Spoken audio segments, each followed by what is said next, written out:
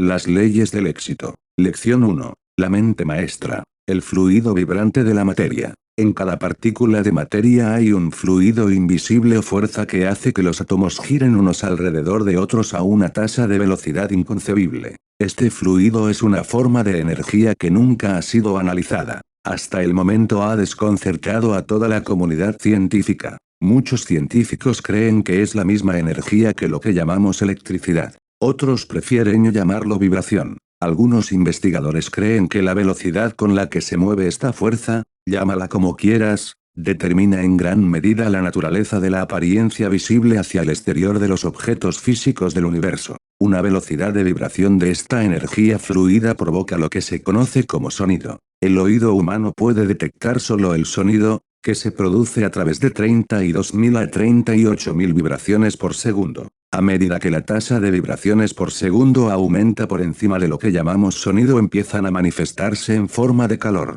El calor comienza con aproximadamente 1,5 millones de vibraciones por segundo. Aún más arriba en la escala de vibraciones comienzan a registrarse en forma de luz. 3 millones de vibraciones por segundo crean la luz violeta. Por encima de este número de vibraciones arroja rayos ultravioleta, que son invisibles a simple vista, y otras radiaciones invisibles. Y, aún más arriba en la escala, en la actualidad nadie sabe exactamente a qué altura, las vibraciones crean el poder con el que el hombre piensa. Es la creencia del autor de que la porción del fluido de toda vibración, de la cual emanan todas las formas conocidas de energía, es de naturaleza universal, que la parte del fluido del sonido es la misma que la parte del fluido de la luz. La diferencia efectiva entre el sonido y la luz es la velocidad de vibración, y también que la parte fluida del pensamiento es exactamente la misma que la del sonido, el calor y la luz, excepto el número de vibraciones por segundo. Así como no hay más que una forma de la materia física, de la cual están compuestos la Tierra y todos los demás cuerpos celestes, planetas, soles y estrellas, que es el electrón, también hay solamente una forma de energía fluida, que hace que toda la materia se mantenga en un constante estado de movimiento rápido. Aire y éter. El gran espacio entre los soles, lunas, estrellas y otros planetas del universo está lleno de una forma de energía conocida como éter. Es la creencia de este autor que la energía fluida que mantiene todas las partículas de materia en movimiento es la misma que el fluido universal conocido como éter, que llena todo el espacio del universo. Dentro de una cierta distancia de la superficie de la Tierra, que se estima por algunos como unos 80 kilómetros, existe esto que llamamos aire, que es una sustancia gaseosa compuesta de oxígeno y nitrógeno. El aire es un conductor de las vibraciones del sonido, pero un no conductor de la luz y las vibraciones más elevadas,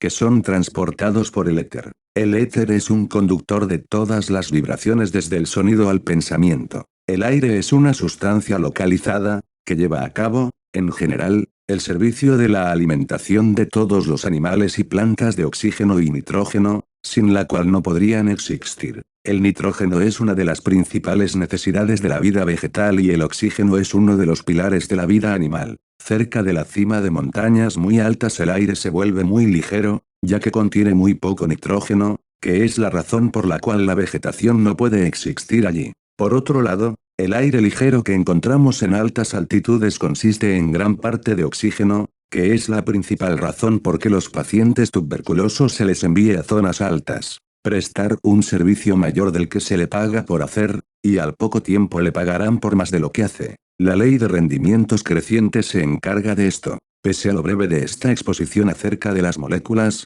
átomos, electrones, aire, éter y similares, puede ser pesada la lectura a los estudiantes, pero, como se verá en breve, esta introducción tiene un papel esencial, como base de esta lección. No se desanime si la descripción de esta base parece no tener ninguno de los efectos más emocionantes de la historia moderna de la ficción. Usted está seriamente comprometido en descubrir cuáles son sus poderes disponibles y la forma de organizar y aplicar estos poderes. Para completar con éxito este descubrimiento debe combinar la determinación, persistencia y un deseo bien definido para reunir y organizar conocimientos. El difunto Dr. Alexander Graham Bell, inventor del teléfono de larga distancia y una de las autoridades aceptadas sobre el tema de las vibraciones, se introduce aquí en apoyo de las teorías de este autor sobre el tema de la vibración. Supongamos que usted tiene el poder de hacer que una vara de hierro vibre a una frecuencia deseada en una habitación oscura. Al principio, al vibrar lentamente, su movimiento será percibido únicamente por el sentido del tacto. Tan pronto incremente las vibraciones, un sonido bajo emanará de ella y atraerá a dos sentidos. Alrededor de 32.000 vibraciones por segundo el sonido será fuerte y estridente, pero a 40.000 vibraciones por segundo será silencioso y los movimientos de la vara no serán percibidos por el tacto. Sus movimientos no serán percibidos por ningún sentido humano ordinario. Desde este punto hasta alrededor de 1,5 millones de vibraciones por segundo, no tenemos ningún sentido capaz de apreciar ningún efecto de las vibraciones que intervienen. Después de alcanzar esa etapa, el movimiento está indicado primero por la sensación de la temperatura y, a continuación, cuando la vara se vuelve a un color rojo vivo, por el sentido de la vista. A los 3 millones de vibraciones por segundo, emite una luz violeta. Por encima de eso arroja rayos ultravioleta y otras radiaciones invisibles, algunas de las cuales pueden ser percibidas por ciertos instrumentos y empleadas por nosotros. Ahora bien, se me ha ocurrido que tiene que haber una gran oportunidad para aprender sobre el efecto de las vibraciones en la gran brecha que los sentidos humanos normales son incapaces de oír, ver o sentir, el movimiento. El poder de enviar mensajes de radio por vibraciones del éter está en esa brecha, pero la brecha es tan grande que parece que debe haber mucho más. Usted debe tomar las máquinas de una forma práctica para facilitar nuevos sentidos, como lo hacen los instrumentos de radio. Se puede decir, cuando se piensa en esta gran brecha, que no hay muchas formas de vibraciones que nos pueden dar resultados tan maravillosos, o incluso más maravilloso que las ondas de radio. Me parece que en esta brecha se encuentran las vibraciones que hemos asumido que son emitidas por nuestro cerebro y las células nerviosas cuando pensamos. Pero entonces, por otro lado, podrían estar más arriba en la escala, más allá de las vibraciones que producen los rayos ultravioleta. Nota del autor. La última frase sugiere la teoría sostenida por este autor. ¿Necesitamos un cable para transportar estas vibraciones? ¿No van a pasar por el éter sin cables, al igual que las ondas de radio hacen? ¿Cómo serán percibidas por quien las reciba? ¿Va a escuchar una serie de señales o encontrará que los pensamientos de otro hombre han entrado en su cerebro? Podríamos disfrutar de algunas especulaciones basadas en lo que sabemos de las ondas de radio. Como ya he dicho, es todo lo que podemos reconocer de una vasta serie de vibraciones que teóricamente deben existir. Si las ondas de pensamiento son similares a las ondas de radio, deben pasar por el cerebro y fluir eternamente por todo el mundo y el universo. El cuerpo y el cráneo y otros obstáculos sólidos no formarían ninguna obstrucción a su paso mientras se mueven por el éter que rodea las moléculas de toda sustancia, sin importar cuán sólida y densa sea esta. ¿Se pregunta usted si no habría una constante interferencia y confusión si los pensamientos de otras personas estuvieran fluyendo a través de nuestros cerebros y estableciendo en ellos pensamientos que no se originaron en nosotros mismos? ¿Cómo sabes que los pensamientos de otros hombres no están interfiriendo con los tuyos ahora? Me he dado cuenta de un buen número de fenómenos de interferencias en la mente que nunca he sido capaz de explicar. Por ejemplo, existe la inspiración o el desánimo que siente una persona que habla ante una audiencia. He experimentado esto muchas veces en mi vida y nunca he sido capaz de definir exactamente las causas físicas de la misma. En mi opinión, muchos descubrimientos científicos recientes apuntan a un día, quizá no muy lejano, en el que los hombres se leerán el pensamiento unos a otros. Cuando los pensamientos serán transmitidos directamente de cerebro a cerebro sin la intervención de la palabra, la escritura o por cualquier otro método de comunicación que se conozca actualmente. No es descabellado esperar que llegue el momento en que podamos ver sin ojos, oír sin oídos y hablar sin la lengua. En pocas palabras, la hipótesis de que la mente se puede comunicar directamente con otra mente se basa en la teoría de que el pensamiento o la fuerza vital es una forma de interferencia eléctrica, que puede ser recogido por inducción y transmitido a distancia ya sea a través de un alambre o simplemente a través del éter, como en el caso de las ondas del telégrafo inalámbrico. Existen muchas analogías, que sugieren que el pensamiento es de la naturaleza de una interferencia eléctrica. Un nervio, que está hecho de la misma sustancia que el cerebro, es un excelente conductor de la corriente eléctrica. La primera vez que transmitimos una corriente eléctrica a través de los nervios de un hombre muerto nos quedamos impactados y sorprendidos al ver que se sentaba y se movía. Los nervios electrificados producen la contracción de los músculos de una forma muy similar a como lo hacen en vida. Los nervios parecen actuar sobre los músculos de una manera muy similar a la forma en que actúa la corriente eléctrica sobre un electroimán. La corriente magnetiza una barra de hierro colocado en ángulo recto con respecto a la misma, y los nervios producen, a través de la corriente inmaterial de la fuerza vital que fluye a través de ellos, la contracción de las fibras musculares que están colocadas en ángulo recto con respecto a ellas.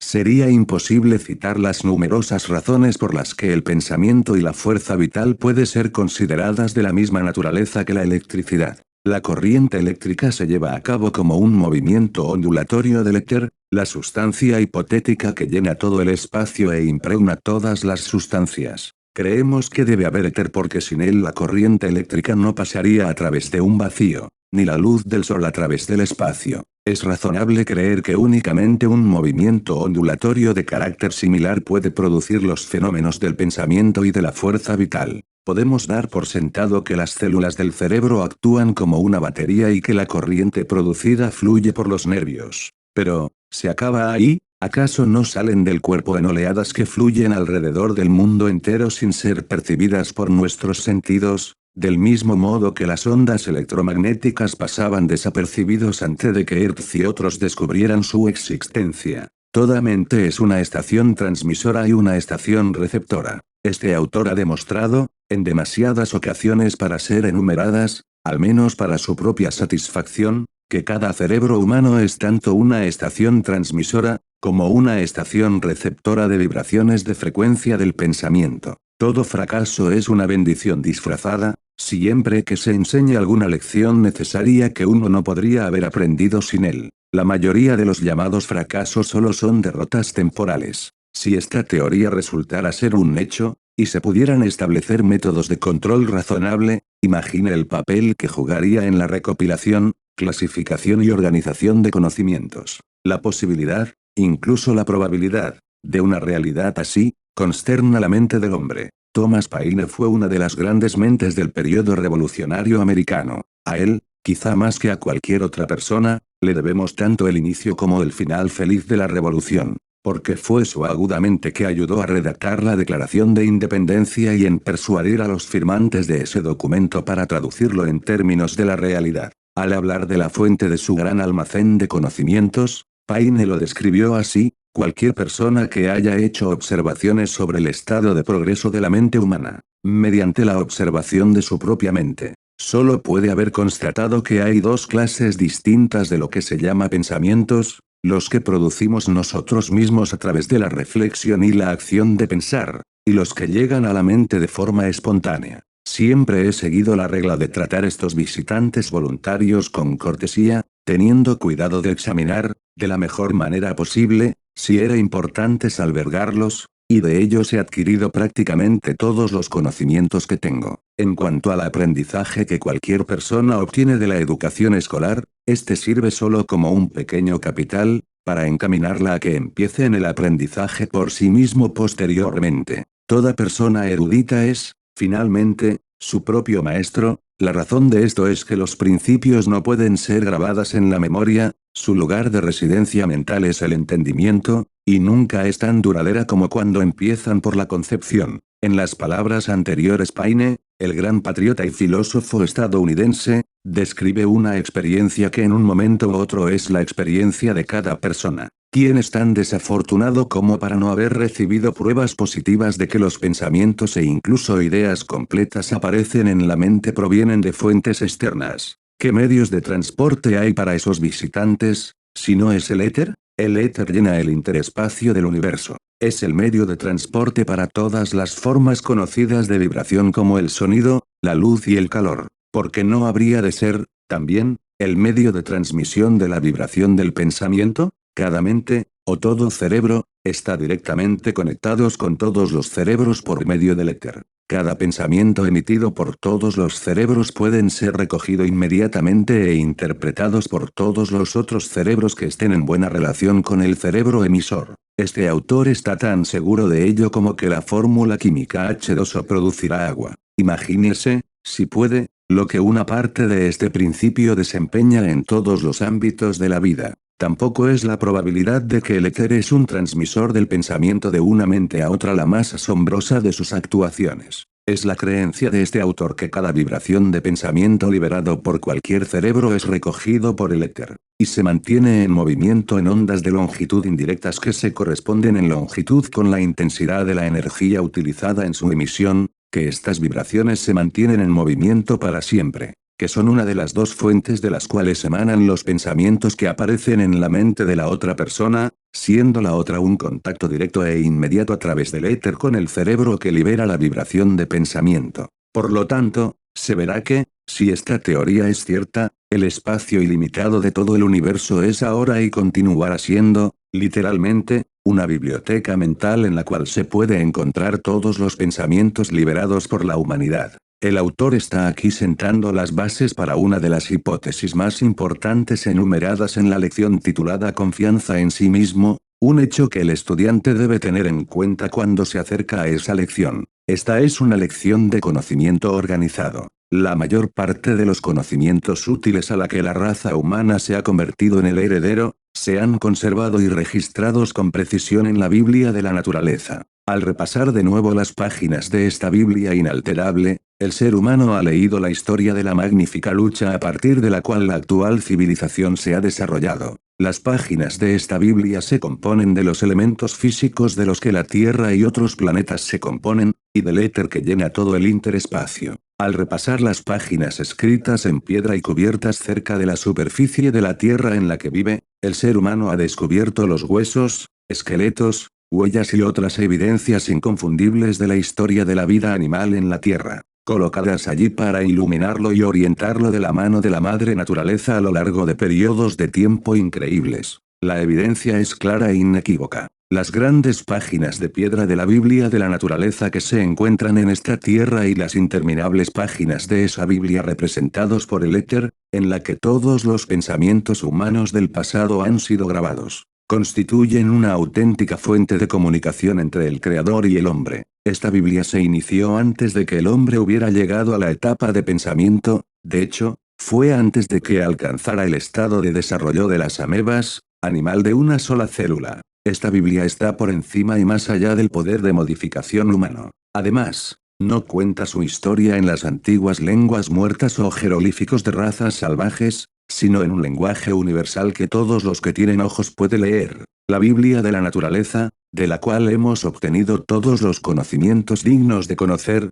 no pueden ser modificados, o alterados de cualquier forma por el hombre. El descubrimiento más maravilloso hecho por el ser humano hasta el momento, de la escritura de este curso, es el principio de la radio, que opera con la ayuda del éter, el cual es una parte importante de la Biblia de la naturaleza. Imagínese el éter recogiendo la vibración extraordinaria de sonido, y la transformación de que la vibración de audiofrecuencia en la radiofrecuencia, transportándola a una estación receptora correctamente sintonizada y volviéndola a transformar de nuevo en su forma original de audiofrecuencia, todo ello en el flash de un segundo. No debe sorprender a nadie que esa fuerza podría recoger la vibración de pensamiento y de mantener esa vibración eternamente en movimiento. El hecho establecido y conocido de transmisión instantánea de sonido, a través del éter, por medio del aparato de radio moderno, hace que la teoría de la transmisión de la vibración del pensamiento de mente a mente deje de ser una posibilidad y se convierta en una probabilidad. La mente maestra. Llegamos ahora al siguiente paso en la descripción de los medios por los cuales se puede reunir, clasificar y organizar los conocimientos útiles, mediante una alianza armoniosa de dos o más mentes, de los cuales crece una mente maestra. El término inteligencia es abstracta y no tiene equivalente en el ámbito de la realidad conocida, con excepción de un pequeño número de personas que han hecho un cuidadoso estudio de los efectos de una mente sobre otra mente. Este autor ha buscado en vano a través de todos los libros de texto y ensayos disponibles sobre el tema de la mente humana, pero en ninguna parte se ha encontrado la más mínima referencia al principio que aquí se describe como la mente maestra. El término llamó la atención del autor a través de una entrevista con Andrew Carnegie, de la manera descrita en la lección 2, la química de la mente. Es la creencia de este autor que la mente está hecha de la misma energía, fluido universal que constituye el éter, que llena todo el universo. Es un hecho bien conocido tanto para el profano como para el hombre de la investigación científica. Saben que algunas mentes chocan al momento que entran en contacto uno con el otro, mientras que otras mentes muestran una afinidad natural de uno para el otro. Entre los dos extremos de antagonismo natural y afinidad natural que crece de esta reunión o contacto de la mente hay una amplia gama de posibilidades para diferentes reacciones de una mente sobre otra. Algunas mentes se adaptan unas a otras de manera tan natural que el amor a primera vista es el resultado inevitable del contacto. ¿Quién no ha conocido este tipo de experiencia? En otros casos, las mentes son tan antagónicas que ya en la primera reunión surge una mutua antipatía violenta. Estos resultados se producen sin decir una sola palabra, y sin la menor señal de cualquiera de las causas más comunes para el amor y el odio que actúan como un estímulo. Es muy probable que la mente esté compuesta de un líquido o una sustancia o energía, llámalo como quieras, similar al éter, en el caso que no sea la misma sustancia. Cuando dos mentes se acercan lo suficiente entre sí para formar un contacto, la mezcla de las unidades de esta sustancia mental, llamémosla los electrones del éter,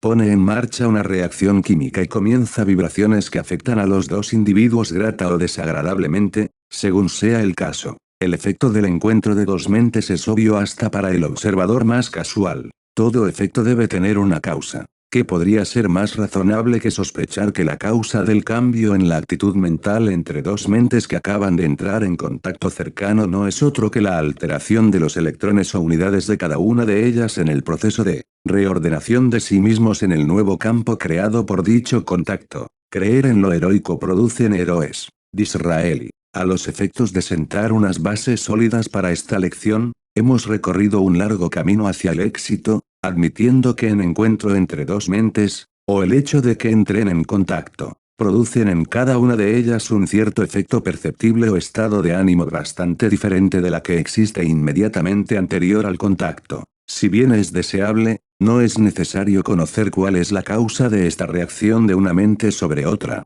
Que esta reacción se lleva a cabo, en todos los casos, es un hecho conocido que nos da un punto de partida desde el cual podemos mostrar lo que se entiende por el término mente maestra. Una mente maestra se puede crear a través de la unión o mezcla, con un espíritu de perfecta armonía, de dos o más mentes. De esta mezcla armoniosa de la química de la mente crea una tercera mente que puede ser apropiado y utilizado por una o todas las mentes individuales. La Mastermind permanecerá disponible mientras exista la amable alianza armoniosa entre las mentes individuales. En el momento en que esta alianza se rompa, se desintegrará, y todas las pruebas de su existencia anterior desaparecerá. Este principio de la química de la mente es la base y la causa de casi todos los llamados casos de almas gemelas y triángulos eternos, muchos de los cuales, desgraciadamente, encontraron su camino en los tribunales de divorcio y son ridiculizados por gente ignorante y sin educación que crean vulgaridad y escándalo a partir de unas de las más grandes de las leyes de la naturaleza.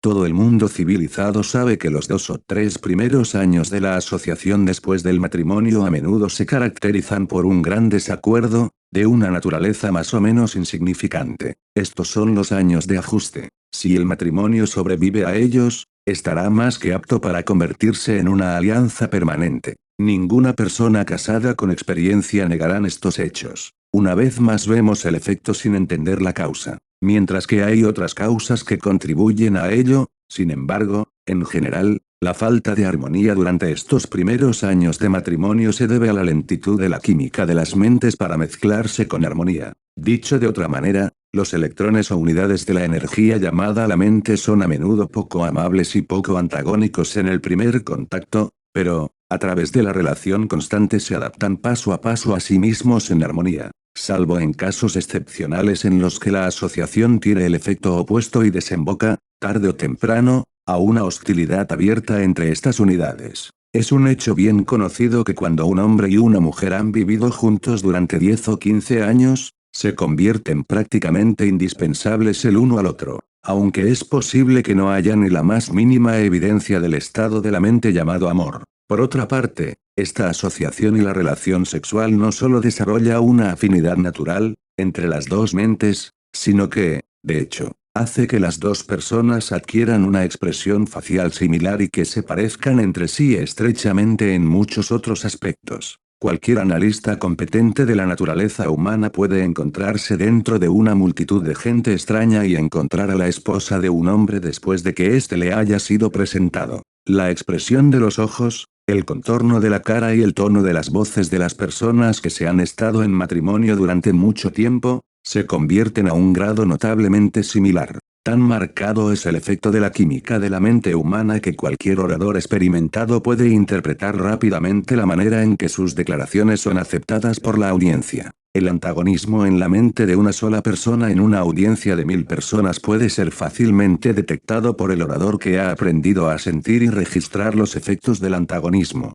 Por otra parte, el orador puede hacer estas interpretaciones sin observar las expresiones de los rostros de su público, o sin que de ninguna manera será influenciado de modo alguno. A causa de este hecho, una audiencia puede lograr que un orador alcance grandes alturas de oratoria, o interrumpirlo en fracaso, sin emitir ni un sonido, ni denotar una sola expresión de satisfacción o insatisfacción a través de su rostro. Todos los vendedores maestros saben cuando ha llegado el momento del cierre psicológico, no por lo que el posible comprador le dice, sino por el efecto de la química de su mente según es interpretada o sentida por el vendedor. A menudo, las palabras contradicen las intenciones de los que hablan, pero una correcta interpretación de la química de la mente no deja resquicio para esa posibilidad. Cada vendedor capaz sabe que la mayoría de los compradores tienen la costumbre de fingir una actitud negativa prácticamente casi hasta el clímax de una venta. Cada abogado capaz ha desarrollado un sexto sentido que le permite sentir cómo debe abrirse su camino a través de las palabras más ingeniosamente seleccionados del testigo inteligente que está mintiendo,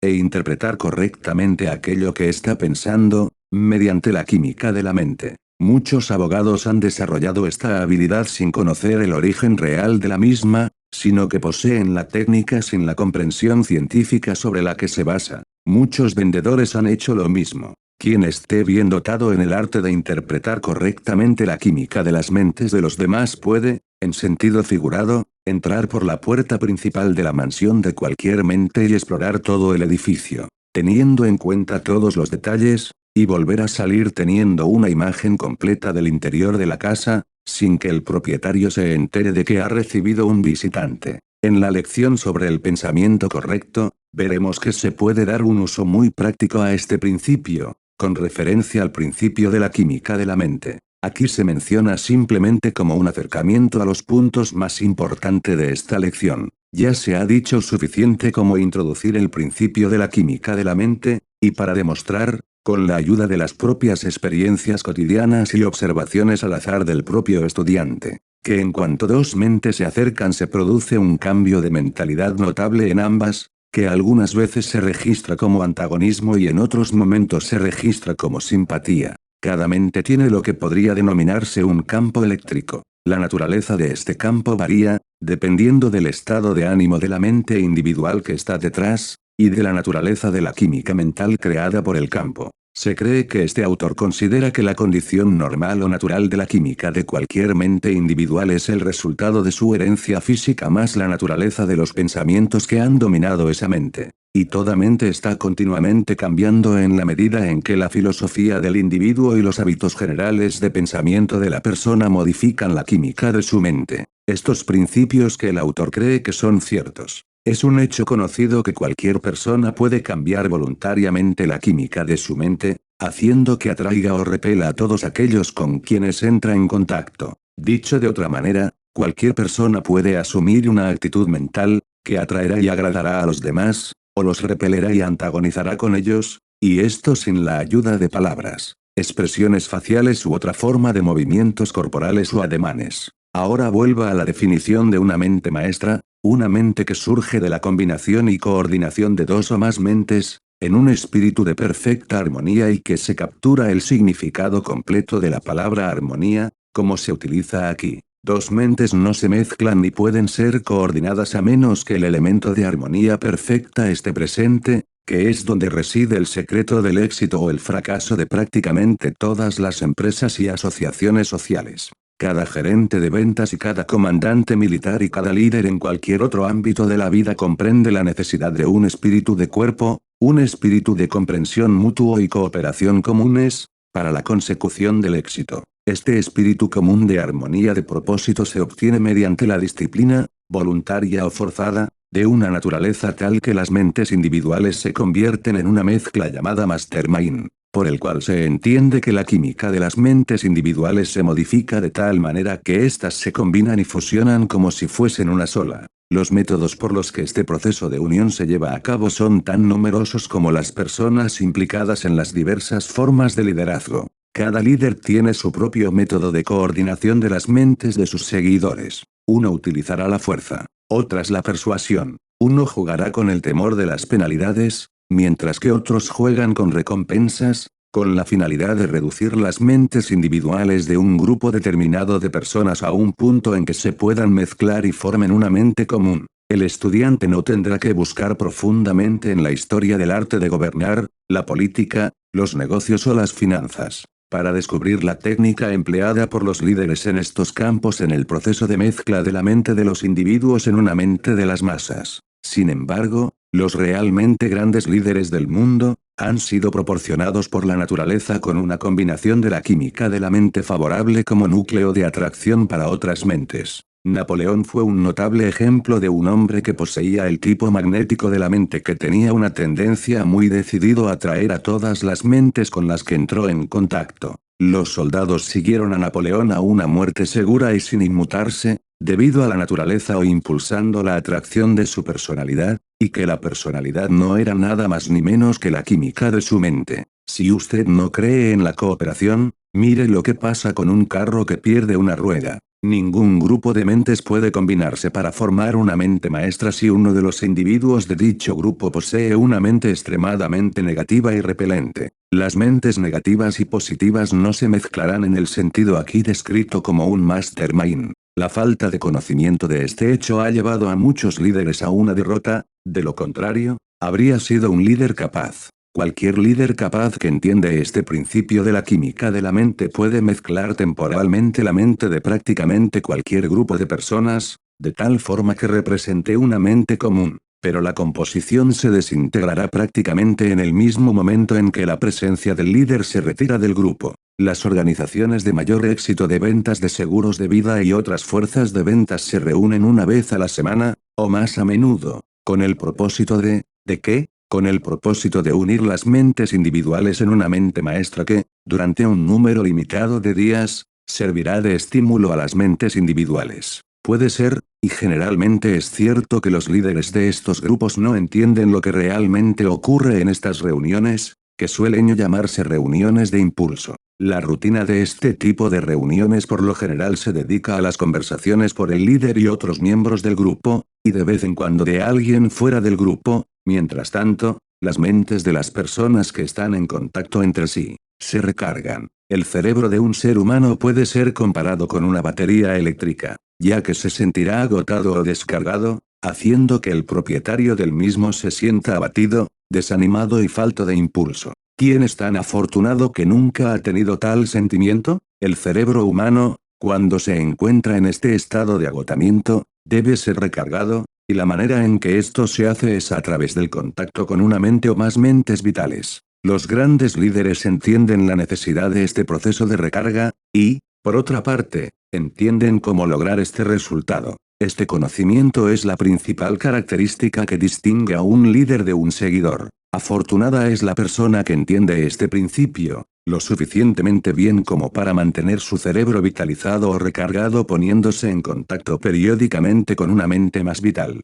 El contacto sexual es uno de los más eficaces de los estímulos a través del cual se puede recargar una mente, siempre y cuando el contacto se realice con inteligencia, entre el hombre y la mujer que sientan un verdadero afecto mutuo. Cualquier otro tipo de relación sexual resta vitalidad a la mente. Cualquier profesional competente de psicoterapia puede recargar un cerebro en pocos minutos. Antes de dejar atrás esta breve referencia que se hace al contacto sexual como una forma de revitalizar una mente agotada, parece oportuno llamar la atención sobre el hecho de que todos los grandes líderes, en cualquiera de los ámbitos de la vida que hayan surgido, Han sido y son personas de naturaleza altamente sexual. La palabra sexo no es una palabra indecente. Usted lo encontrará en todos los diccionarios. Existe una tendencia creciente entre los mejores médicos informados y otros profesionales de la salud, a aceptar la teoría de que todas las enfermedades comienzan cuando el cerebro humano se encuentra en un estado de agotamiento o desvitalizado.